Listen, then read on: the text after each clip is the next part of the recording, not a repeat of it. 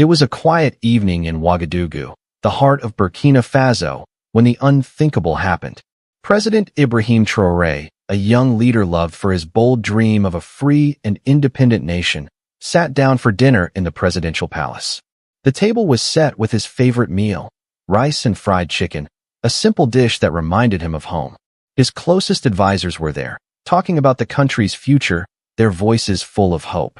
But as Traoré took his first bite, something was terribly wrong. A burning feeling spread through his throat. His chest felt tight, and his vision started to blur.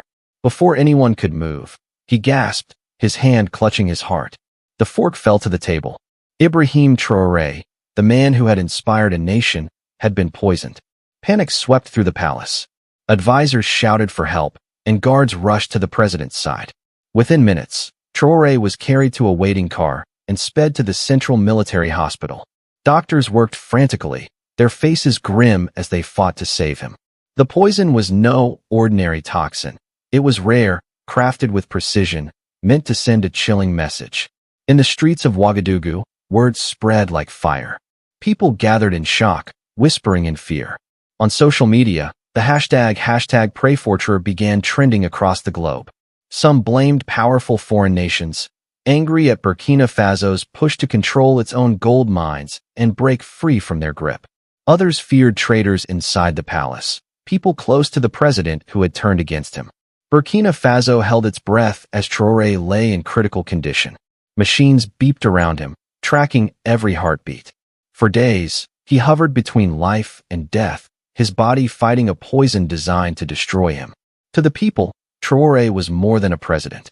He was a symbol of hope, a leader who stood up to giants and said, "This is our country, and we will decide our future." His survival was not just about one man. It was about the dream of a nation free from chains. In the palace, fear and suspicion grew. Who could have done this? The food came from a secure farm, checked for safety. The chefs were trusted, the waiters carefully chosen. Yet somehow, poison had reached the president's plate. The nation's leaders knew they had to act fast. Security Chief Wintwire Ouedraogo locked down the palace. No one could come or go. Interior Minister Issa Kaboré and Prime Minister Lassina Diabate met in hushed tones outside the hospital, their eyes heavy with worry. The doctor, a man named Zongo, shared a troubling truth. The poison was made in a high-tech lab, not something a common criminal could get. This was a planned attack, carried out by someone with money and power. Ouedraogo's voice was low but firm. This wasn't an outsider, he said. Someone close to the president betrayed him. Kaboré nodded, but his hands shook slightly. "We must check everyone," he said. "No one is above suspicion." As the investigation began, one name came up, a waiter named Suleiman, who had served Traoré's meal that night. He had worked in the palace for years, always loyal, always quiet. But when they looked for him, he was gone. His house was empty, his phone dead. To Ouedraogo, this was proof. "He did it and ran," he said. But the truth was never that simple. In the hospital, Traoré's life hung in the balance, and the nation prayed for a miracle. Little did they know, the words he would speak when he woke would shake Burkina Faso to its core.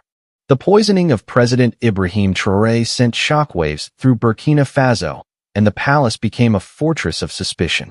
No one knew who to trust. The man who had dared to challenge powerful nations, to reclaim Burkina Faso's gold and freedom, lay fighting for his life in the central military hospital. Every beep of the machines around him was a reminder that time was running out. The nation needed answers, and the truth was hiding somewhere in the maze of the presidential palace. Security Chief Wintwire Ouedraogo took charge, his face hard as stone. He ordered every corner of the palace searched, every staff member questioned. But the deeper they looked, the more questions they found. The investigation started with the meal that nearly killed Traoré. The rice, chicken, and vegetables had come from a special farm, one the palace trusted to keep the president safe. Every ingredient was tested before it reached the kitchen. The chef, a nervous man named Bamuni who had cooked for 3 presidents, swore he followed every rule. His hands shook as he spoke to the investigators.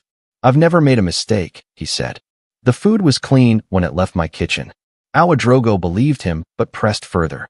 "Then how did poison get into the president's plate?" Bamuni's eyes dropped. "The waiters," he said quietly. "They take the food to the table. All eyes turned to Suleiman, the waiter who had served Traore that fateful night. He was a familiar face, a man who had worked in the palace for 8 years without a single complaint. But now, he was nowhere to be found. His small house in Ouagadougou was empty, his clothes still in the closet, his phone silent. Ouedraogo was quick to judge.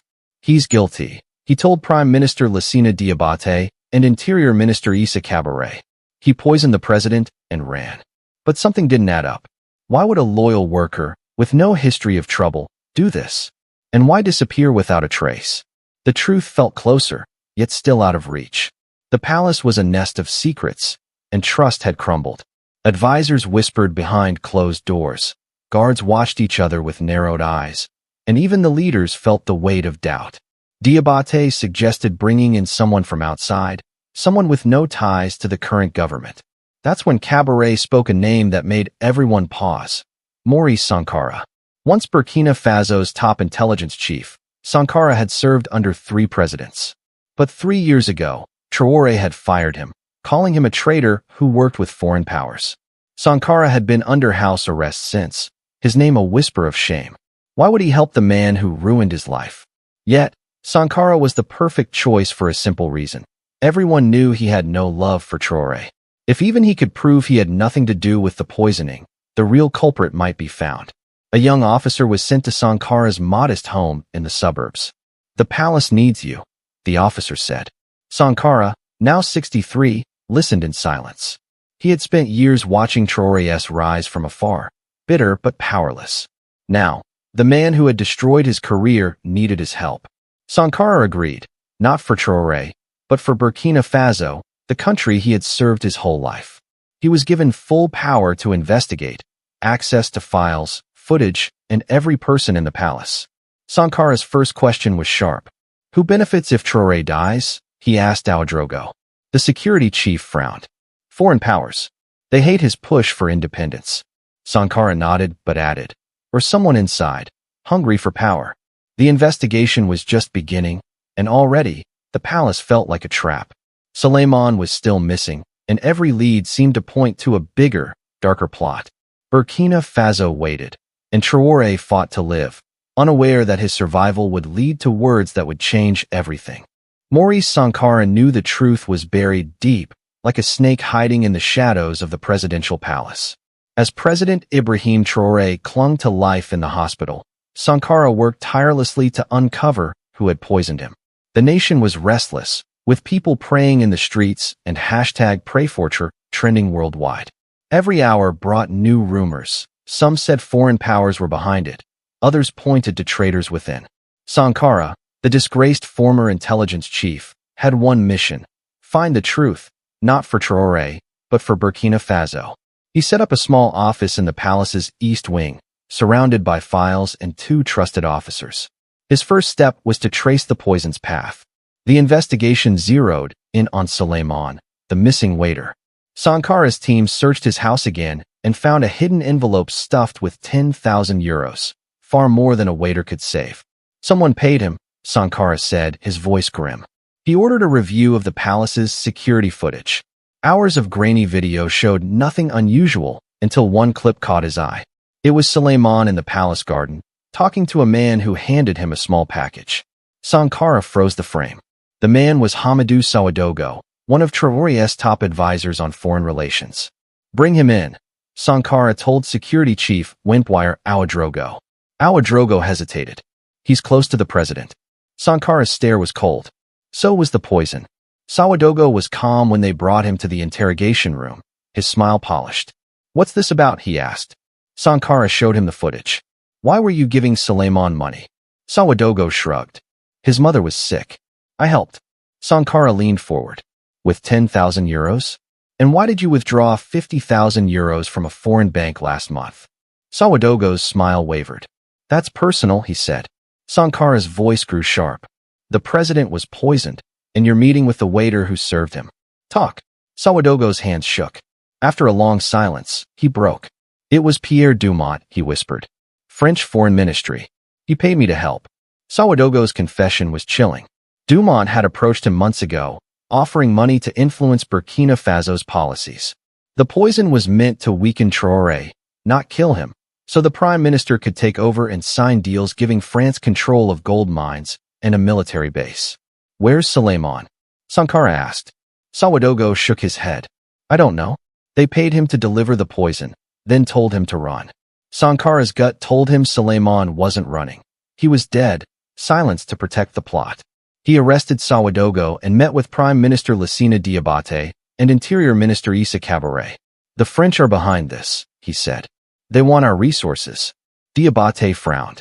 We need proof, or this could start a war. Sankara had a plan, a risky trap to catch Dumont. They would use Sawadogo to lure him to Ouagadougou. Sawadogo would send a message saying Traore was dying and Diabate was ready to sign the deals. Dumont, thinking his plan had worked, would come. It's dangerous, Kabore said. If he suspects anything, we lose him. Sankara nodded. But if we succeed, we expose the truth. Diabate agreed, and the trap was set.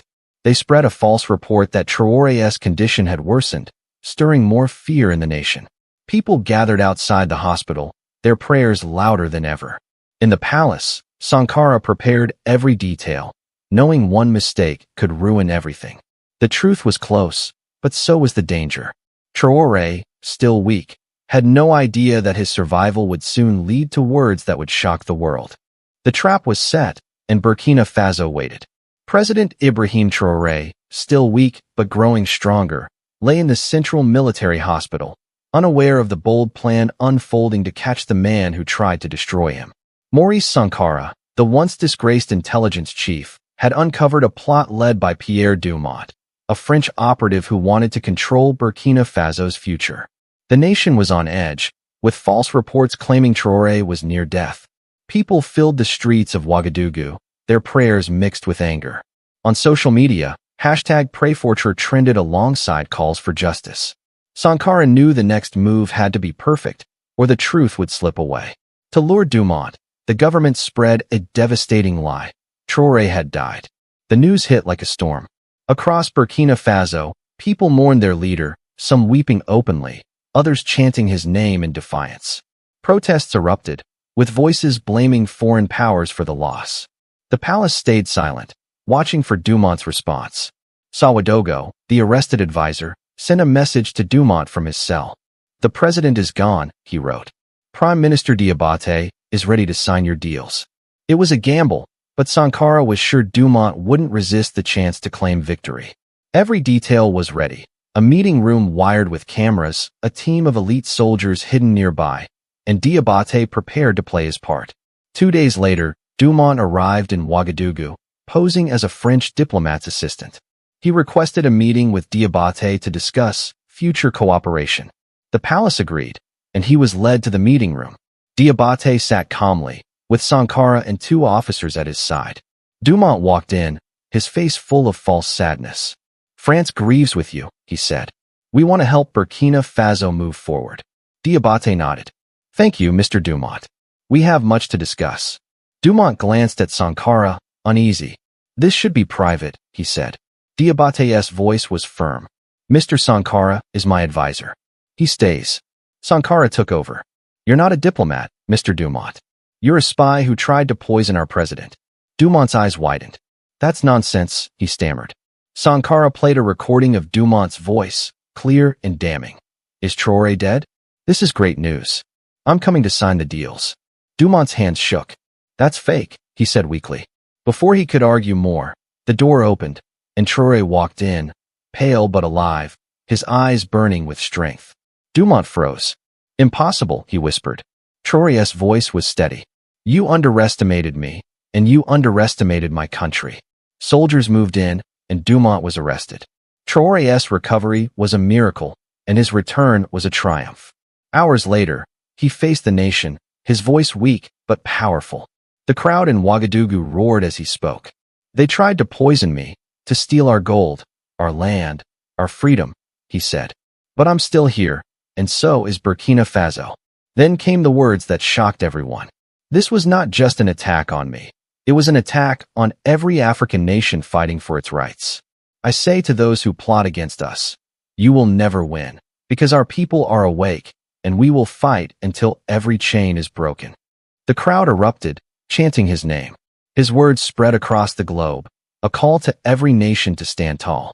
Social media exploded with hashtag #StandWithBurkina, and leaders from other African countries praised his courage. Traoré's message was clear. The fight for independence was bigger than one man, and it would not stop. But the story wasn't over. The truth had been revealed, and now Burkina Faso had to face what came next. The arrest of Pierre Dumont was a victory, but it was only the beginning. President Ibrahim Traoré's survival and his bold words after the poisoning lit a fire in Burkina Faso. His speech, calling the attack an assault on every African nation's fight for freedom, echoed far beyond Ouagadougou.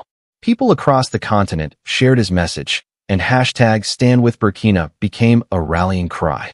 Traoré had turned a moment of weakness into a powerful stand for independence. But the road ahead was not easy. The poisoning had exposed enemies both outside and within, and Burkina Faso needed to rebuild stronger than ever. In the weeks that followed, Traoré worked from the hospital, his body still healing, but his mind sharp. He met daily with Prime Minister Lassina Diabaté, Security Chief Wimpoire Ouedraogo, and Maurice Sankara, the man who had saved him. The palace, once a place of trust, was now under scrutiny. Hamadou Sawadogo, the advisor who betrayed Traoré, faced trial for treason. His confession had helped catch Dumont, but it also showed how easily greed could turn a loyal man into a traitor. Traoré ordered a complete overhaul of the palace staff. "We must protect our home," he told Ouedraogo. "Loyalty is not just to me, it's to our nation." The international fallout was intense. France, embarrassed by Dumont's actions, claimed he worked alone. Traoré didn't believe them. He summoned the French ambassador and presented the evidence, recordings, bank records, and Sawadogo's testimony. "Your country has meddled in ours for too long," Traoré said. "Your military base will close, and our resources belong to us." The ambassador left in silence, and soon, French troops began to leave Burkina Faso. Other nations watched closely.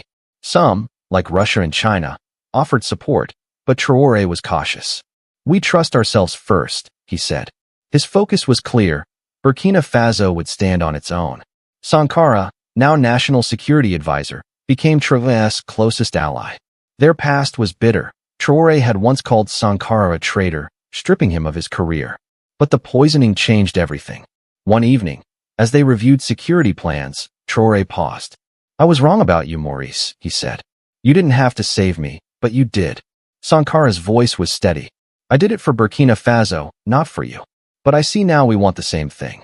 Their partnership, born from crisis, became a symbol of unity.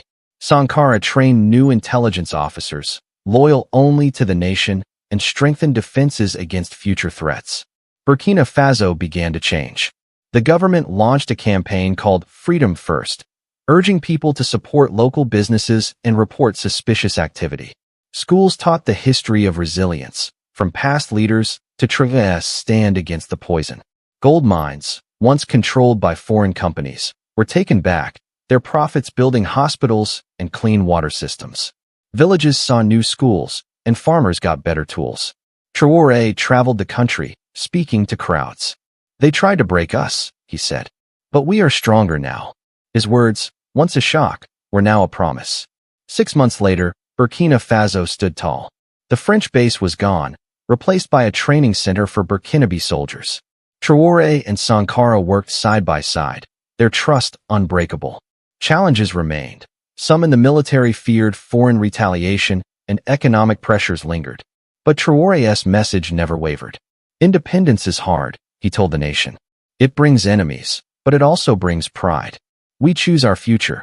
His survival had tested Burkina Faso, but it had also united it. The poisoning was a scar, but Traoré's words were a beacon.